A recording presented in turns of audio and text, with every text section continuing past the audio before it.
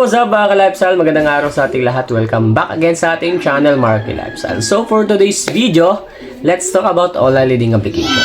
Alam niyo ba mga ka-lifestyle, kahapon, mayroon isang online leading application ang tumawag sa akin. And then nagtataka ako kung bakit tumatawag tong online leading application na to. Kahit alam ko na itong online leading application na to is hindi talaga naging maganda yung record ko. Nagtataka ako bakit tumatawag, nanghanap ba sila ng kliyente o ma-scam na naman.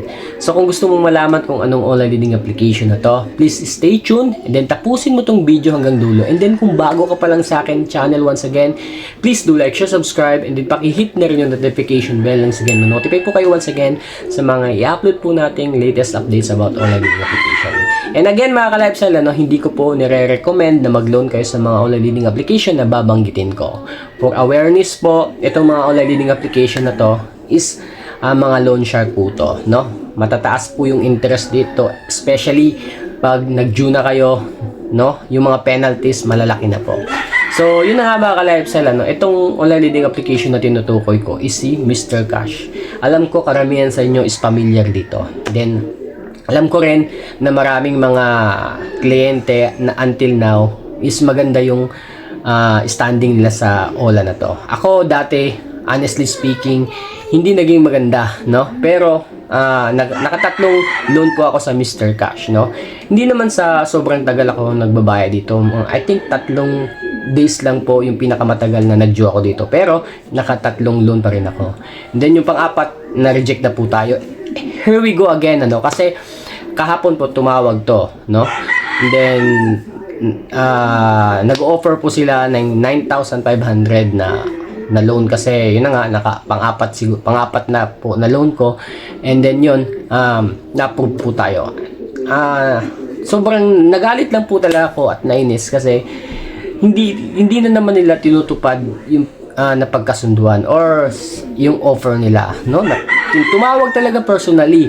Alam ko hindi lang ako yung nakaka-experience ng ganito kasi ito yung strategy din nila, no? Pag maganda yung standing mo, tatawagan ka talaga, i-offer talaga sa iyo yung ikinagalit ko lang talaga mga ka-lifestyle, no? Imbis 9.5 dapat naging 1.3 lang po, no? So ganyan yung mga online leading application mga ka-lifestyle. So shoutout sa lahat po ng merong Mr. Cash, no? Na ewan ko kung na-experience no yung na-experience ko ngayon, pero yun na nga, as much as possible na lang, if hindi nyo naman gaanong gagamitin yung pera, wag na lang po kayo mag-loan dito kasi gaya ng ibang online leading application, no? Kukulitin din po kayo niyan, tatawagan po lahat ng mga contacts nyo if hindi na kayo nakakapagbayad. So lahat naman ng online leading application talaga. So, yun, na-approve sa akin, 1.3 lang. Sad to say, hindi maganda yung kanilang negotiation sa kanilang kliyente. But then, tinry ko lang for the sake na malaman kung totoo. Kumbaga para sa akin, back from the zero, no? Hindi na pang-apat na loan ko, no? So, yun, share ko lang sa inyo. So, shoutout sa lahat ng users ng Mr. Cash. Then, maraming online leading application ngayon ang ganun yung sistema nila, no? Tatawagan ka, no? I-aalok sa'yo yung ganung klaseng halaga pero in the end, no, masyasya ka na lang na mababa pa sa ini-expect mo. So yun po yung halos karamihan ng mga online leading application, ganun po yung gawain nila. Hindi natin alam kung naghahanap ba sila ng kliyente or may scam. So nasa sa inyo yan kung magpapa-scam kayo or hindi, no? Ako andito lang ako para mag-guide sa inyo. So sa lahat po ng mga nag-chat,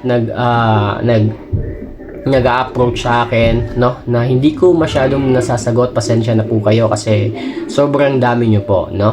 And then sa lahat po ng mga nagbabato ng negative about sa mga videos natin, it's up to you. So basta ako, nagpapakatotoo lang po tayo, and then naging biktima rin po tayo.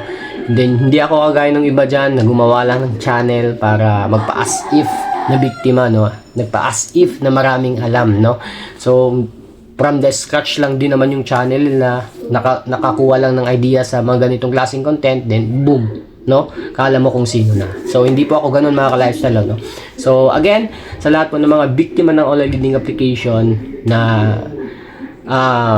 yung stress is to the highest level na talaga. Huwag po kayo mag-alala kasi in the end of the day, hanggang dyan lang din po yan, mawawala din po yung mga ganyang klaseng mga problema kasi lahat po ng problema is may solusyon, no? Wala pong nakukulong sa utang at tatagan lang po natin yung load natin. Lahat po ng mga pagbabanta na re-receive nyo hanggang dyan lang po yan, no? Wala na pong kahihinat ng hindi maganda sa mga nare-receive nating pagbabanta. Hanggang dyan lang po yan. Wala pong bibisita, wala pong makaka-receive ng summon, no? Wala pong ipapabarangay, wala pong pupunta ng NBI, no? Wala pong ganun, wala pong katotohanan yung mga ganung klaseng mga strategy. Yung mga emails na nare-receive nyo na pupuntahan na daw kayo ng NBI, no? Meron na kayong warrant of arrest, demand letter, no? Wala po yung katotohanan. Gawa-gawa lang po yan nila. Kasi alam naman natin, no? Kung talaga namang ano tawag dito, basta mga ka-lifestyle yun, huwag na kayong masyadong ma-stress, no? Kasi nakita nyo naman, napanood nyo naman yung mga ibang videos, no? Sa Senado, sa iba pang mga content creator, no? Na karamihan na ng mga online leading application is nare-raid, no? Kasi sobrang daming complaints, no? So whether they like it or not, no? Mauungkit yung mga